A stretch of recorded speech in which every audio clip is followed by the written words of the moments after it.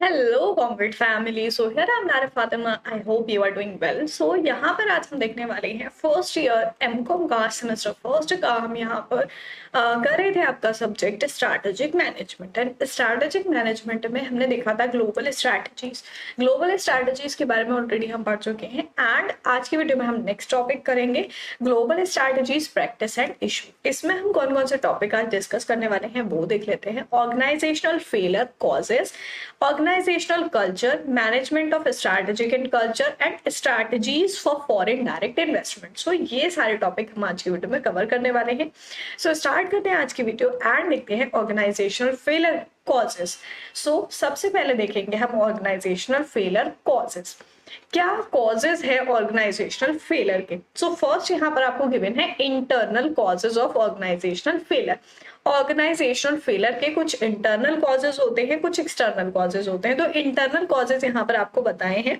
देखो, अगर आपने ग्लोबल स्ट्रैटेजीज वाली पीछे वाली वीडियो नहीं देखी है जो प्रीवियस हमने डिस्कस की थी, तो पहले जाके वो देख लो, उसके आगे के ये सारे पॉइंट्स हैं। सो इंटरनल कॉज क्या होते हैं। First one is ineffective management style. Ineffective management style means management जो है, ठीक है, मैनेजमेंट किसका पार्ट है, मैनेजमेंट आता है इंटरनल एनवायरमेंट का पार्ट, ठीक है। तो मैनेजमेंट स्टाइल का इफेक्टिव ना होना वो क्या हो जाएगा, इंटरनल कॉज हो जाएगा, जिसकी वजह से ऑर्गेनाइजेशनल फेलियर्स होते हैं।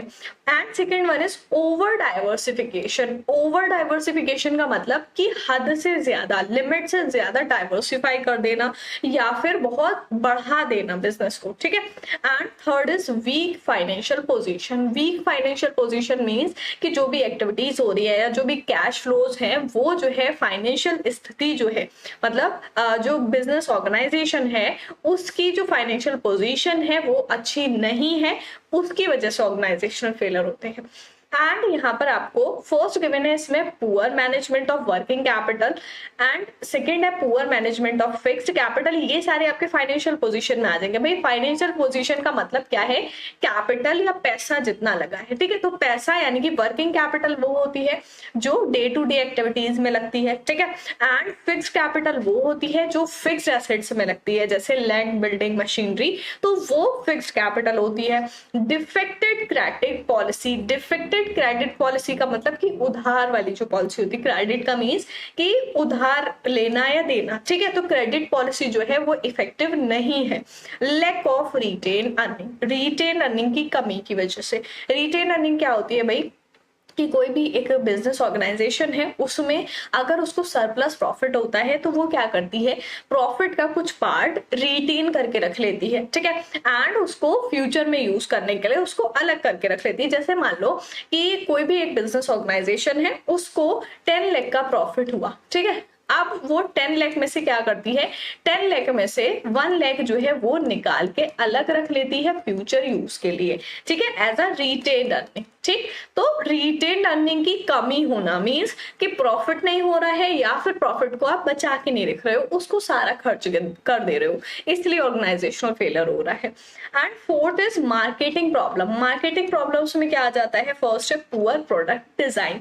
सबसे मेन पॉइंट जो होता है प्रोडक्ट डिजाइन, कि भाई आप जो भी प्रोडक्ट बना रहे हो वो अट्रैक्टिव है, इफेक्टिव है या नहीं है। तो प्रोडक्ट के डिजाइन की वजह से मार्केटिंग प्रॉब्लम्स होती है। या फिर defective pricing strategy. Pricing strategy effective नहीं है कि आपके जो कॉम्पिटिटर हैं उसी क्वालिटी में उसी प्रोडक्ट को कम प्राइस में बेच रहे हैं, आप उसी को ज्यादा प्राइस में बेच रहे हो, ठीक है। आपकी क्वालिटी के हिसाब से प्रोडक्ट के प्राइस बहुत ज्यादा हाई है, तो ये प्राइसिंग स्ट्रैटेजी में आ जाएगा कि आपको अपनी प्राइसिंग स्ट्रैटेजी इफेक्टिव करनी है अगर आपको अपने ऑर्गेनाइजेशन को ग्रो करना है। तो ऑर्गेनाइजेशन फेलियर इसकी वजह से होता है कि आपकी प्राइसिंग स्ट्रैटेजी जो है वो डिफेक्टिव है। And ineffective promotion mix. Promotion mix जो है वो इनफेक्टिव है। प्रमोशन मिक्स मींस कि प्रमोट करना, जो प्रोडक्ट ऑर्गेनाइजेशन बना रही है उसका प्रमोशन किस तरीके से होता है। देखो, सबसे मेन तो हो गया एडवर्टाइजिंग से, ठीक है। एड से जो होता है, जैसे एड अब किसी भी चीज में हो सकता है, न्यूज़पेपर में हो सकता है, पैम्पलेट से हो सकता है, या फिर टीवी एड हो सकता है, ठीक है। किसी भी तरीके का एड हो गया, या प्रमोट करना अपने प्रोडक्ट को किसी भी तरीके से, वो इनइफेक्टिव तरीका है, ठीक है, इसलिए ऑर्गेनाइजेशन फेलर हो रहा है। And next is defective HRM, human resource management. Human resource management जो है वो डिफेक्टिव है। ह्यूमन रिसोर्स मीन्स कि कोई भी एक पर्टिकुलर बिजनेस ऑर्गेनाइजेशन है, उसमें जितने भी लोग काम कर रहे हैं, ठीक है, रिसोर्सेज का मतलब क्या हुआ, जो चीजें यूज हो रही हैं, जो काम में आ रही है, तो लोग जो है, जो यूज हो रहे हैं, जो काम कर रहे हैं, उनको ह्यूमन रिसोर्स बोलते हैं।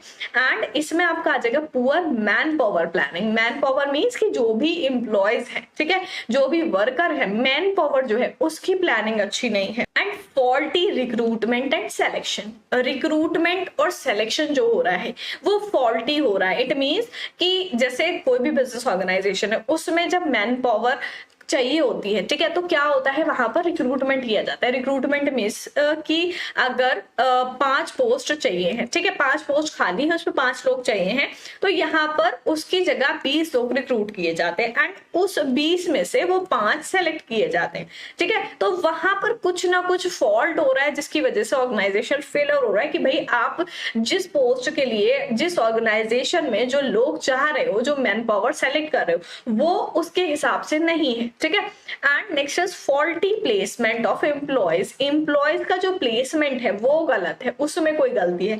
प्लेसमेंट मीन्स कि भाई अगर कोई एक पर्टिकुलर पर्सन है, उसके जो स्किल्स हैं, उसकी जो नॉलेज है, अगर वो उस काम से नहीं है जो काम आप उससे करा रहे हो, ठीक है, तो वहां पर वो बेटर नहीं कर पाएगा। वो जिस स्किल में परफेक्ट है, जो उसको नॉलेज है, उसके हिसाब से आप उसको वर्क दो, तब वो उसमें अच्छा कर पाएगा, ठीक है। तो ये ह्यूमन रिसोर्स मैनेजमेंट का डिफेक्टिव होना कहलाएगा। कुछ ऐसी ये आपकी एक्टिविटीज हो जाएंगी जिससे ये शो होता है कि ह्यूमन रिसोर्स मैनेजमेंट जो है वो डिफेक्टेड है एंड इसकी वजह से ऑर्गेनाइजेशन फेलियर्स हो रहे हैं।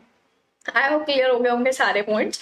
देन नेक्स्ट हम देखेंगे एक्सटर्नल कॉजेज। ये तो हमने बात की इंटरनल कॉजेज। इंटरनल कॉजेज का मीन्स कि बिजनेस ऑर्गेनाइजेशन के अंदर जो है, ठीक है, एंड जिसको कंट्रोल कर सकते हैं। बट एक्सटर्नल कॉजेज क्या होते हैं, जो बिजनेस ऑर्गेनाइजेशन के बाहर होते हैं, जिसको कंट्रोल नहीं कर सकते। तो एक्सटर्नल में हमारा फर्स्ट आ जाएगा गवर्नमेंट पॉलिसीज। गवर्नमेंट जो पॉलिसीज बनाती है, at time change in government policies may have an adverse effect on the domestic firms.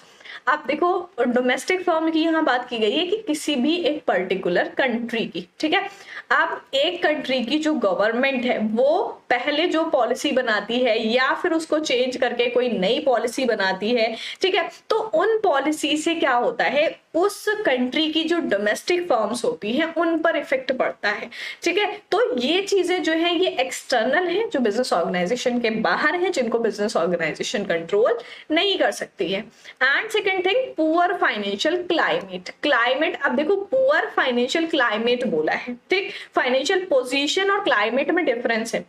The poor financial climate may prevail in the economy due to recession in the market। देखो अभी हमने देखा financial position, तो financial position जो है वो किसी एक पर्टिकुलर कंपनी की होगी कि इसके अंदर जो इसकी फाइनेंशियल पोजीशन है, इसको प्रॉफिट या लॉस जो हो रहा है। बट फाइनेंशियल क्लाइमेट हम कहेंगे कि पूरी इकोनॉमी जो है, पूरी मार्केट जो है कंट्री की, उसमें रेसेशन है, ठीक है, उसमें रेसेशन है, इस वजह से उसको हम बोलेंगे फाइनेंशियल क्लाइमेट खराब है, फाइनेंशियल क्लाइमेट की कंडीशन खराब है, ठीक है। Therefore business firm may find it difficult to obtain funds from bank and financial institution. और इसी वजह से क्या होता है, रेसेशन पीरियड जब होता है तो बिजनेस फर्म जो है उनको पैसा इकट्ठा करने में बहुत प्रॉब्लम होती है, अब चाहे वो बैंक से लें या किसी फाइनेंशियल इंस्टीट्यूशन से लें। And third is malpractices by competitors.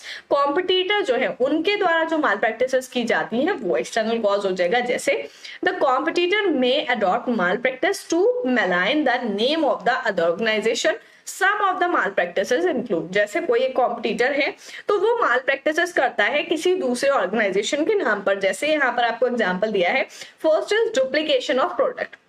Duplication of product means कि कोई एक कॉम्पिटिटर है, उसने अपने कॉम्पिटिटर का प्रोडक्ट जो था उसका डुप्लीकेट प्रोडक्ट बना लिया, ठीक है, तो ये एक्सटर्नल कॉज हो गया। And second one is unethical comparative advertising and publicity. किसी भी प्रोडक्ट की अनएथिकल तरीके से, ठीक है, अनमोरल तरीके से जो एडवर्टाइजिंग या प्रमोशन, उसकी पब्लिसिटी कराई जाती है, उसकी वजह से एक्सटर्नल कॉजेज, वो एक्सटर्नल कॉज हमारा आ जाएगा जिसकी वजह से ऑर्गेनाइजेशन फेलर होते हैं। कि भाई अगर आप जो एडवर्टाइज करा रहे हो या जो आप पब्लिसिटी करा रहे हो वो अनएथिकल है, किसी सोसाइटी को हार्म करती है, किसी की वैल्यूज को हार्म करती है, ठीक है, तो वो चीज जो है यहाँ पर गलत हो जाती है एंड उसी की वजह से ऑर्गेनाइजेशन फेलर होते हैं। सो आई होप एक्सटर्नल कॉजेज समझ में आ गए होंगे। देन नेक्स्ट हम देखेंगे ऑर्गेनाइजेशनल कल्चर। कल्चर देखो, कल्चर आपको पता होगा कल्चर का मीनिंग क्या है, ठीक है, एंड वही कल्चर हमारा ऑर्गेनाइजेशन के साथ मिल गया। इट मीन्स कि हम जहाँ रहते हैं, जो हमारी वैल्यूज है, हमारे बिलीफ है, वो सारी चीजें हमारे कल्चर में आते हैं। अब कोई एक पर्टिकुलर ऑर्गेनाइजेशन है, वहां की क्या वैल्यूज है, क्या कल्चर है, वो ऑर्गेनाइजेशन कल्चर हो जाएगा। Corporate culture is the combination of values, attitude, believes and expectation which are learned and shared by an organization member and transmit from one generation of employees to another। तो देखो simple सी चीज है, क्या है organization culture, कि कोई भी corporate culture है वो किस सारी चीजों से मिलकर बना होता है, वैल्यूज, ठीक है, किसी भी पर्टिकुलर फर्म की क्या वैल्यूज है, क्या एटीट्यूड है, क्या बिलीफ है एंड क्या एक्सपेक्टेशंस है, जो वो लर्न करते हैं ऑर्गेनाइजेशन से एंड एक दूसरे से शेयर करते हैं। बहुत सारी ऑर्गेनाइजेशन ऐसी होती है कि भाई हमारे ऑर्गेनाइजेशन में ऐसा होता है, हमारी कंपनी में ऐसा होता है, ठीक है, तो वो सारी चीजें एक दूसरे तक ट्रांसमिट करना जनरेशन बाय जनरेशन, उसको ऑर्गेनाइजेशनल कल्चर बोलते हैं।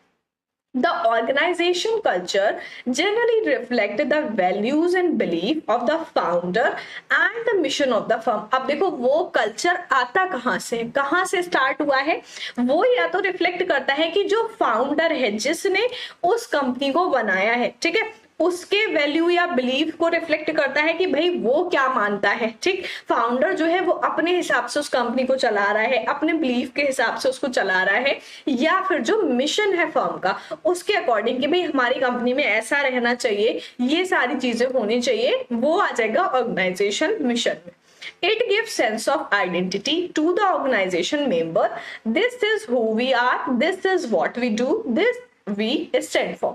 सो देखो बहुत ही यहाँ पर सिंपल सी चीज आपको बताई गई कि ऑर्गेनाइजेशन के जो मेंबर होते हैं वो इससे पहचाने जाते हैं, इस सेंस से कि भाई ये हम हैं, ठीक है, या ये हम करते हैं, हम इस चीज से माने जाते हैं, इस चीज से जाने जाते हैं, ठीक है। जैसे कोई भी एक पर्टिकुलर ऑर्गेनाइजेशन है तो उसका क्या एम है, क्या मिशन है एंड वहां पर क्या चीजें मानी जाती हैं, क्या प्रिंसिपल्स वहां के हैं, क्या वैल्यूज, क्या बिलीफ वहां पर माने जाते हैं, वो उसके कल्चर में आ जाते हैं, ठीक है।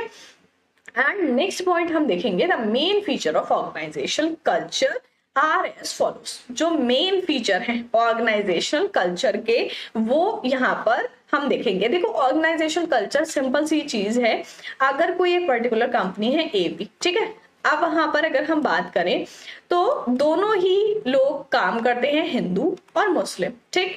अब वहां पर क्या बोला है कि जो फाउंडर है या जो वहां का मिशन है उसमें ये लिखा गया है कि भाई आप जो है किसी भी कास्ट को लेकर, किसी भी रिलीजन को लेकर यहाँ पर कोई भी प्रॉब्लम नहीं करोगे, कोई भी बात नहीं करोगे जिससे किसी दूसरे के रिलीजन को हर्ट हो या किसी के बिलीफ को हर्ट हो, ठीक है। तो ये ऑर्गेनाइजेशन का मिशन है कि भाई किसी की फीलिंग्स हर्ट नहीं होनी चाहिए, किसी का रिलीजन जो है, किसी की वैल्यूज जो है वो हर्ट नहीं होनी चाहिए। तो ये एक तरीके का एग्जांपल हो जाएगा कि एक पर्टिकुलर कंपनी है, उसने अपनी ये वैल्यूज सेट कर रखी है, ठीक है। Organisational culture is combination of social culture, physical, psychological and other condition within an organisation. So देखो ऑर्गेनाइजेशन कल्चर क्या है, सोशल, कल्चरल, फिजिकल और साइकोलॉजिकल, इन सब का कॉम्बिनेशन है, और भी बहुत सारी कंडीशंस आ जाती हैं, ठीक है। तो ऑर्गेनाइजेशन कल्चर में ये सारी चीजें आ जाती हैं, ठीक। And it influence the motivation, attitude, behaviour and performance of the member of an organisation. क्या करता है ऑर्गेनाइजेशन कल्चर, कोई भी एम्प्लॉय है, कोई भी मेंबर है, उसको मोटिवेट करता है, ठीक है, उसके एटीट्यूड में, उसके बिहेवियर में चेंज लाता है, उसके परफॉर्मेंस में चेंज लाता है, जिससे वो इन्फ्लुएंस होता है, ठीक है। The organisational culture evolves over a very long period of time. अब कल्चर का मतलब ये नहीं है भाई कि ये किसी एक महीने के लिए हो गया या फिर किसी एक साल के लिए हो गया, ऐसा नहीं होता है। तो क्या है कि कल्चर जो है वो एक बहुत लंबे पीरियड के लिए होता है, कि जब तक उसका फाउंडर चेंज ना हो या जब तक उस कंपनी की कोई चीजें चेंज ना हो, वही सारी चीजें चल रही हैं तो वो सारी चीजें सेम रहती हैं। Organisation culture can bring name and goodwill to the organisation. अब ऑर्गेनाइजेशन कल्चर से क्या होता है, ये बेनिफिट है कि नाम और गुडविल कमाता है। मतलब कि कल्चर वहां का अगर अच्छा है तो वो ऑर्गेनाइजेशन जो है उसकी गुडविल जो है वो अच्छी होती है, गुडविल वो अपनी बना देता है। It can provide opportunities and threats to its member. अब ये दोनों ही चीजें देता है, हर चीज की पॉजिटिव एंड नेगेटिव इफेक्ट होते हैं। इसके जो मेंबर है उनके लिए इसको लेकर अपॉर्चुनिटीज भी होती हैं और इसको लेकर थ्रेट भी होते हैं, कि भाई कुछ चीजें तो अच्छी हैं, अपॉर्चुनिटी है, आप उसको ग्रैब कर लीजिए, कुछ खतरे भी है कल्चर से, ठीक है, कि ऑर्गेनाइजेशन कल्चर ऐसा है कि आप उसके हिसाब से नहीं अपने आप को ढाल पा रहे हो, ठीक है, तो वो आपके लिए थ्रेट रहेगा। तो ये कुछ फीचर होते हैं ऑर्गेनाइजेशनल कल्चर के। एंड नेक्स्ट हम देखेंगे द मेन डायमेंशन और constituent of organisation culture are as follows. The plan and policies of an organisation. Dimension या फिर कॉन्स्टिट्यूएंट क्या है ऑर्गेनाइजेशन कल्चर के, तो जो भी प्लान जो भी पॉलिसीज बनाई जा रही है वो सारे उसके कल्चर में आ जाएंगी। रूल्स रेगुलेशन जो भी बिजनेस ऑर्गेनाइजेशन के, कि कोई भी एक पर्टिकुलर रूल बनाया गया है कि भाई ऐसा हमारी बिजनेस ऑर्गेनाइजेशन में होता है और इसको कोई नहीं तोड़ेगा, ठीक है। गोल, कि कोई भी ऑर्गेनाइजेशन गोल बिजनेस ऑर्गेनाइजेशन का क्या है या किस चीज को प्रायोरिटी दी जा रही है, क्या वैल्यूज वहां पर माने जाते हैं, क्या बिलीफ माने जाते हैं किसी भी एक ऑर्गेनाइजेशन के। Competence and character of the top management of the organisation, की टॉप मैनेजमेंट जो है, अब आपका बिजनेस ऑर्गेनाइजेशन है उसमें आपके 3 लेवल हो जाएंगे, एक तो लोअर हो जाता है, एक मिडिल हो जाता है, एक अपर हो जाता है। तो अपर लेवल यानी कि टॉप लेवल जो होगा वो क्या करते हैं, पॉलिसीज बनाते हैं, प्लान्स बनाते हैं, डिसीजन मेकिंग करते हैं। तो जो कैरेक्टर है टॉप मैनेजमेंट का वो देखा जाता है। The facilities and treatment to the employees in the organisation, क्या सारी चीजें आ जाएंगी इसमें, कि जो भी वर्कर जो भी एम्प्लॉयज उस ऑर्गेनाइजेशन में काम कर रहे हैं तो उनको क्या ट्रीटमेंट दिया जा रहा है, क्या फैसिलिटी दी जा रही है। भाई कि कोई एक पर्सन है वो अच्छी वर्किंग कंडीशन में वर्क कर रहा है, ठीक है, वहां की वर्किंग कंडीशन जो है अच्छी है, वहां पर लाइट अच्छी है, पानी जो है वो साफ मिलता है पीने के लिए, इस टाइप की जो फैसिलिटीज है वो उनको प्रोवाइड की जा रही है, ठीक है। सो ये आ जाएगा style of leadership followed by the member in the organisation. बहुत तरीके के लीडरशिप स्टाइल होते हैं, तो वो मेंबर जो है उनके द्वारा कौन सा स्टाइल ऑफ लीडरशिप वहां पर फॉलो किया जा रहा है, ऑटोक्रेटिक है, डेमोक्रेटिक है, ठीक है। And reward and recognition structure in the organisation. Reward structure क्या है, रिकॉग्निशन स्ट्रक्चर क्या है, जो भी एम्प्लॉयज हैं तो अगर वो कुछ अच्छा करते हैं तो उनको उस चीज के लिए रिवार्ड मिलता है, गिफ्ट मिलता है, ठीक है, अवार्ड मिलते हैं या रिकॉग्निशन मिलता है। सो ये सारी चीजें ऑर्गेनाइजेशन के कल्चर में आ जाती हैं, ठीक है। एंड नेक्स्ट हम देखेंगे management of strategies and culture. Management जो है स्ट्रैटेजीज का एंड कल्चर का वो किस तरीके से होता है। Strong culture is needed for implementation of the corporate strategy. एक स्ट्रॉन्ग कल्चर को बनाने के लिए किस चीज की जरूरत होती है, कॉर्पोरेट स्ट्रैटेजी इंप्लीमेंट करने की। कॉर्पोरेट स्ट्रैटेजी मीन्स कि जो भी सारी चीजें हैं उनकी पूरी प्लान बनाना, पूरी स्ट्रैटेजी बनाना, उसको फिर एक्शन में लाना। Culture needs to be aligned with the strategy. And culture किसके साथ अलाइंड होता है, स्ट्रैटेजी के साथ। The culture strategy alignment help to develop a committed and dedicated workforce. Workforce means कि जो भी एम्प्लॉयज है, ठीक है।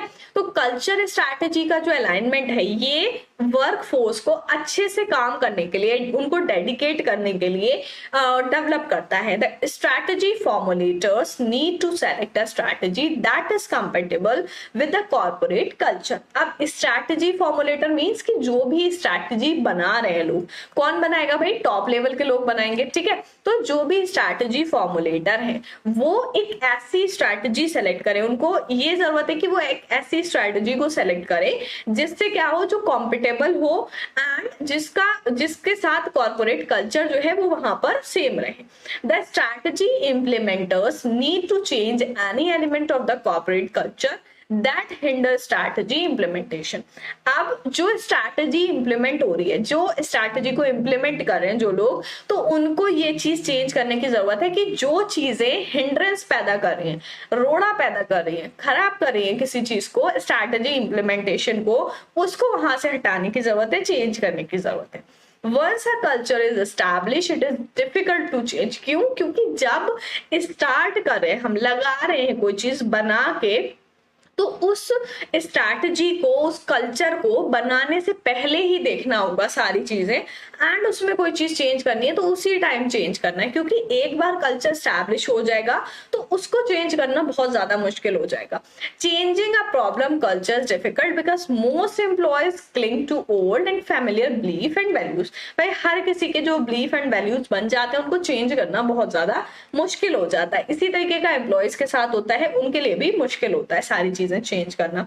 The top management must first diagnose the element of present culture that hamper strategy implementation. जो present culture है, तो जो टॉप मैनेजमेंट है उनको ये देखना है, पहले ये डायग्नोज करना है कि जो भी एलिमेंट है प्रेजेंट कल्चर के, मींस कि जो अभी ऑर्गेनाइजेशन है उसमें जो कल्चर है उसमें सारी चीजें जिस तरीके से चल रही हैं, तो स्ट्रैटेजी इंप्लीमेंटेशन को किस तरीके से उसको हैम्पर किया जा सकता है। ठीक है, सो कैसे स्ट्रैटेजीज को एंड कल्चर को मैनेजमेंट किया जाएगा, मैनेज किया जाएगा, वो सारा टॉप मैनेजमेंट देखेगा। ठीक है, एंड नेक्स्ट पॉइंट हम देखेंगे some of the action would include.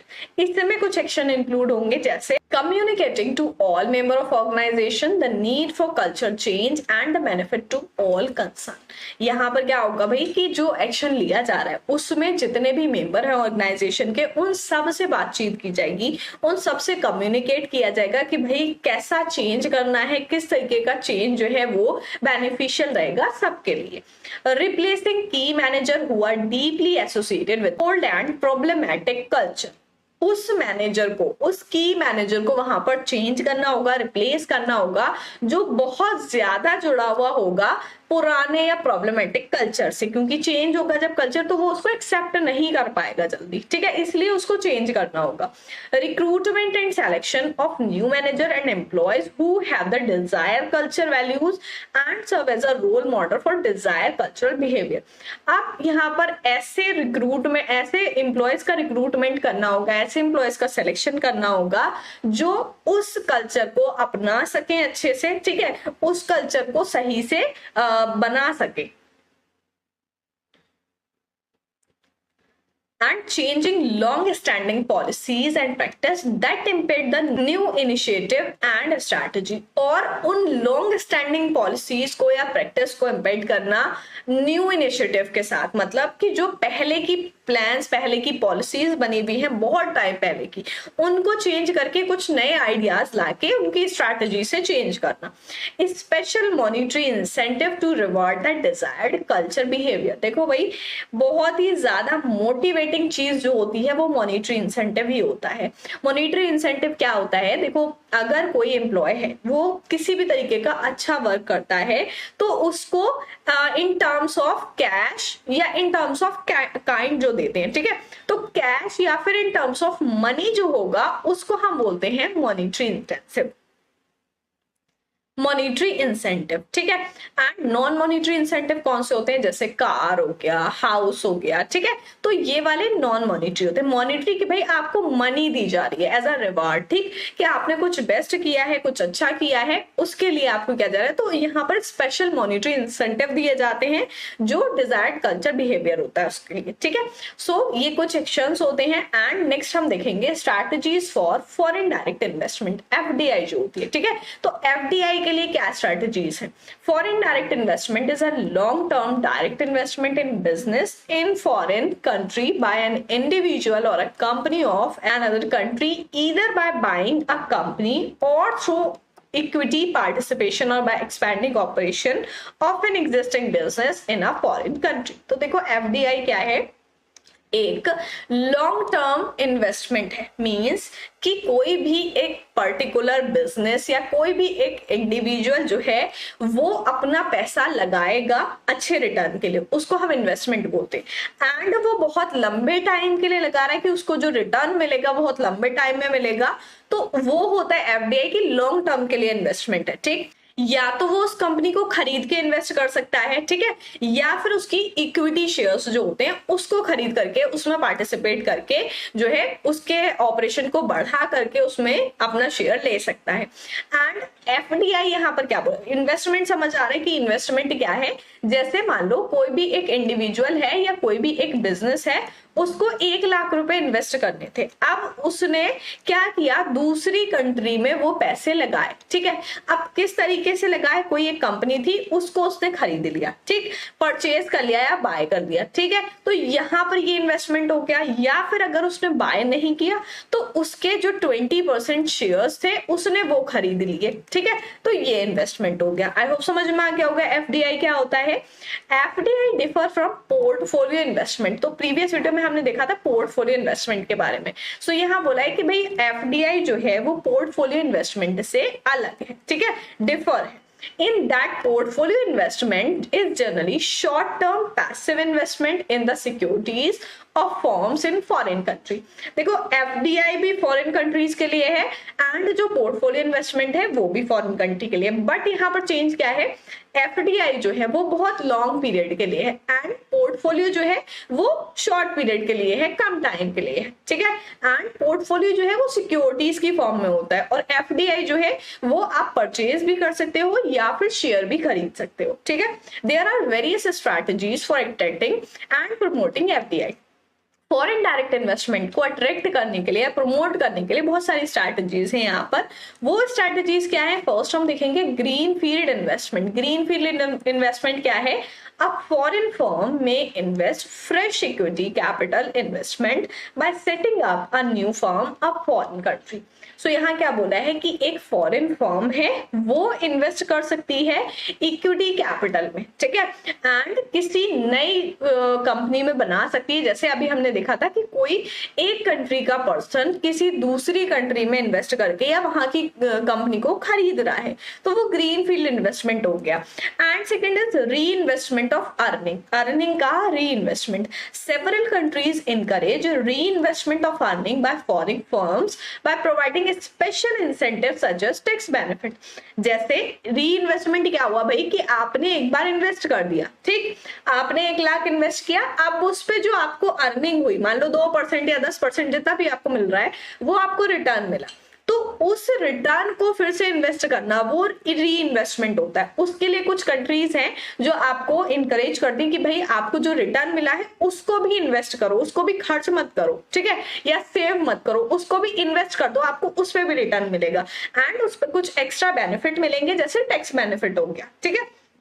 And next है merger and acquisition. Merger acquisition क्या होता है, times the government of host country may attract FDI through merger and acquisition. Merger और एक्विजिशन रोड होता है कि भाई कोई भी दो कंपनी है वो मर्ज हो गई, मिल गई, ठीक है, या किसी ने एक्वायर कर लिया, वो मर्जर या एक्विजिशन होता है। सो इस तरीके से इन्वेस्टमेंट कर सकते हैं। स्ट्रैटेजी समझ में आ गई फॉरेन डायरेक्ट इन्वेस्टमेंट की किस तरीके से होती है। आई होप सारी चीजें बहुत अच्छे से क्लियर हो गई होंगी। सो आज की वीडियो में हमने देखा ग्लोबल स्ट्रैटेजीज के बारे में, किस तरीके से हम प्रैक्टिस करते हैं, क्या इश्यूज होते हैं। फर्स्टली हमने देखा ऑर्गेनाइजेशन फेलियर के क्या क्या कॉजेज होते हैं, internal and external. Organisation culture क्या होता है एंड क्या उसके यहाँ पर फीचर्स होते हैं एंड क्या डायमेंशंस होते हैं। मैनेजमेंट को किस तरीके से करना है, स्ट्रैटेजीज का एंड कल्चर्स का। एंड यहाँ पर हमने देखा है strategies for foreign direct investment, FDI के लिए क्या स्ट्रैटेजीज यूज की जाती हैं। सो आई होप सारी चीजें बहुत अच्छे से समझ आ गई होंगी। सो नेक्स्ट वीडियो में करेंगे हम नेक्स्ट टॉपिक। मिलते हैं नेक्स्ट वीडियो में, तब तक के लिए गुड बाय।